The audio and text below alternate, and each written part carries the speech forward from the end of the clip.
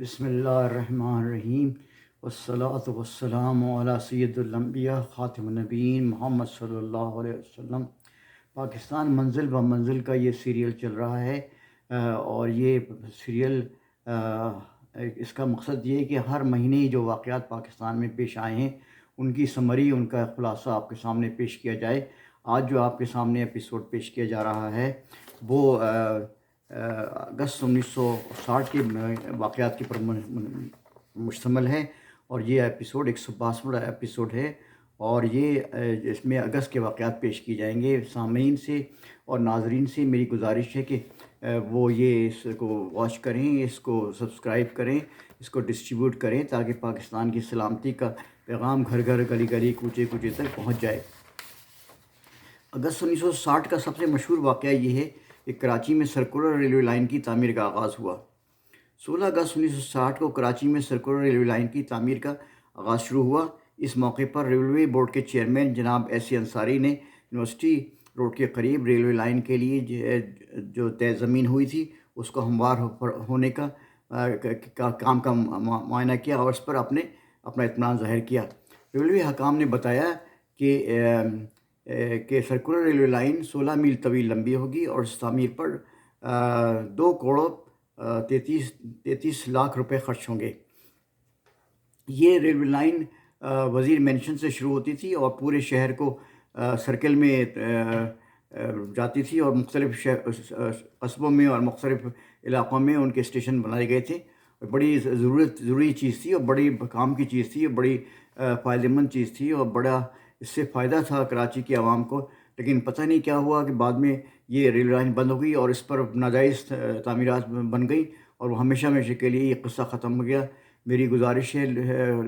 موجودہ حکومت سے اور مخلص لوگوں سے، اور جو لوگ دل رکھتے ہیں ان سے میری گزارش ہے کہ اس ریلوے لائن کو دوبارہ شروع کیا جائے، اور تاکہ پاک کراچی کے لوگوں کو آسانی ہو سکے۔ کراچی ایک بڑا شہر ہے، ایک صنعتی شہر ہے، ایک کمرشل سٹی ہے، اور اس میں پاکستان کا 70% کیپٹل ہے اس شہر کے اندر، تو اس کا حق ہے کہ اس کو اچھی سہولتیں فراہم کی جائیں۔ اللہ تعالیٰ سے دعا کہ اللہ پاک اس شہر کو برکت دے، اس کو صحت دے، اس کو ترقی دے اور کامرانی عطا فرمائے۔ 2 اگست 1960 کو آخر کار جنرل ایوب نے کراچی سے کیپٹل اٹھا کر اپنے گاؤں کے قریب وہاں لے گئے، اور انہوں نے سب سے پہلے راولپنڈی کو پاکستان کا دارالحکومت قرار دیا،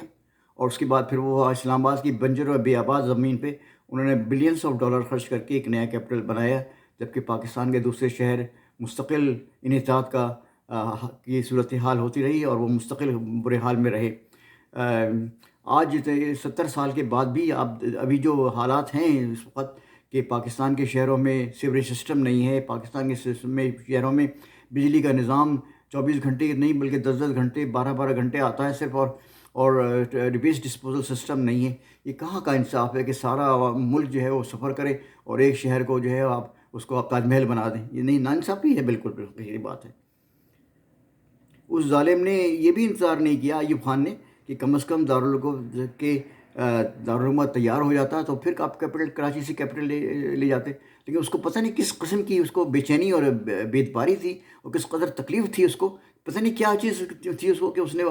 اس کو کراچی سے عارضی طور پر کیپٹل راولپنڈی لے گیا، وہاں سے پھر اس کو دوبارہ اس وقت انتظار کرتا رہا جب تک کہ نیا کیپٹل تعمیر نہ ہو جائے۔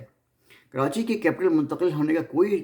آئینی یا قانونی جواز نہیں تھا، اس لیے کہ اس وقت صوبائی اسمبلی اور قومی اسمبلی جو ہے وہ فوجی حکم کے ذریعے ختم کر دی گئی تھی، اور کراچی جو پاکستان کا آئینی کیپٹل تھا وہ جو آئین میں پاکستان کے آئین میں تسلیم کیا گیا تھا 1956 کے کہ یہ کراچی کیپٹل ہوگا، اس کو ایک فوجی حکمران نے اپنی ضد اور بحث کے ذریعے اس کو وہاں سے ہٹا کے ایک اور اپنے گاؤں کے قریب لے گیا وہ تھا۔ یہ ہوا ہے پاکستان کے ساتھ یہ حال،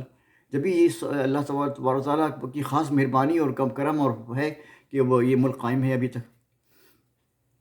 2 اگست 1960 کو وزارت خزانہ نے انعامی بانڈز اسکیم کا اعلان کیا۔ 18 اگست 1960 کو ایبل باڈی ڈسکوالیفیکیشن آرڈر، جو کہ اصل میں یہ آرڈر تھا جو کہ ایوب خان نے اس لیے بنایا تھا کہ تاکہ جو ان کا جو پلان تھا صدارتی انتخابات کا، ان کے سامنے جو سیاستدان ان کے اقتدار پہ آنے میں میں مزاحمت کر رہے تھے یا ان کے آنے میں ان کو مشکل تھی، تو وہ اس کو ان کو ہٹا دیں کسی طریقے سے. تو اس لیے جو ہے وہ مارشل لا نے پولیٹیکل لیڈرز کا ڈسکوالیفیکیشن آرڈر بنایا، اور اس کے ساتھ سے بے شمار ہزاروں کے حساب سے سیاستدانوں کو ڈسکوالیفائی کر دیا ہے جن کا کوئی قصور نہیں تھا، جن میں جو 8 اگست کو کرنل امیر محمد خان ہوتی کو سیاست میں لینے کے 6.5 سال پر پابندی لگا دی. ابھی 6.5 سال کا فگر یہ کہ جو الیکشن ہونے والے تھے 1965 میں ہونے والے تھے، تو اس لیے کہ اس سے پہلے اس مدت میں کوئی سیاستدان ایوب خان کے مقابلے میں کھڑا نہ ہو سکے. کس قدر زیادتی کی بات ہے، کس قدر بے اعتمادی اور تکلیف کی بات ہے جو یہ ایوب خان نے حرکتیں کی ہیں. 18 اگست 1947 کو پاکستان اور بھارت کے درمیان نہری پانی کے معاہدے کے سلسلے میں مذاکرات ہوئے، اور پاکستان کی کوششوں کی وجہ سے اور پاکستان کی قربانی کی وجہ سے، اور پاکستان نے اپنا حق جو ہے قربان کر دیا، اس کی وجہ سے یہ مذاکرات کامیاب ہو گئے. 14 اگست 1960 کو افغانستان نے پاکستان کے 2 تربیتی فوجی طیاروں کو زبردستی اپنے علاقے میں اتار لیا. 17 اگست 1960 کو پھر اس میں چونکہ جنرل ایوب خان اپنے اقتدار کے لیے وہ تیاری کر رہے تھے اور الیکشن کی تیاری کر رہے تھے، تو اس لیے انہوں نے صدارتی انتخابات کی تیاری کے سلسلے میں اپنے قبیلے سو کالڈ قبیلے ترین سے درخواست کی کہ انہیں ترین قبیلے کا سربراہ مان لی جائے، مگر یہ بھی بڑی لوگوں نے مخالفت کی اور بہت زیادہ زبردستی اور دھوس کے ساتھ یہ کام انہوں نے انجام دے دیا آخرکار. 18 اگست 1960 کو حکومت پاکستان نے 12 ربیع الاول کو عام تعطیل کرنے کا اعلان کیا. 19 اگست 1960 کو جنرل ایوب خان نے اقتدار کی کشمکش میں جو ان کے جنرل اس کو خطرہ تھا کہ وہ ان کے صدر بننے کے راستے میں رکاوٹ ہوں گے، انہوں نے جنرل اعظم خان اور جنرل برکی اور جنرل کے ایم شیخ کو اپنے راستے سے ہٹا دیا اور ان کو فوج سے زبردستی ریٹائر کر دیا. خصوصاً جنرل اعظم خان کی مدت ملازمت ختم نہیں ہوئی تھی، اور وہ بہت فعال اور بہت ایکٹیو اور بہت ہی سودمند جنرل تھے، اور بڑی انہوں نے کی خدمات ہیں مشرقی پاکستان میں لوگوں کے لیے، اور ان کو بغیر کسی وجہ کے بغیر کسی شکایت کے ان کو رخصت کر دیا فوج سے، اور وہ ہمیشہ کے لیے پاکستان کے سیاسی نقشے سے غائب ہو گئے. 22 اگست 1960 کو بھمبورگی میں آثار قدیمہ کے لیے نیا عجائب گھر کا سنگ بنیاد رکھا گیا. 22 اگست 1960 کو فوجی حکومت کی گلوٹین پھر دوبارہ چلی، اور وہ صدر ایوب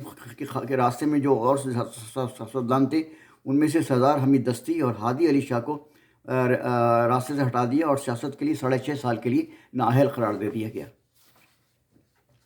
24 اگست 1960 کو حکومت پاکستان نے راولپنڈی میں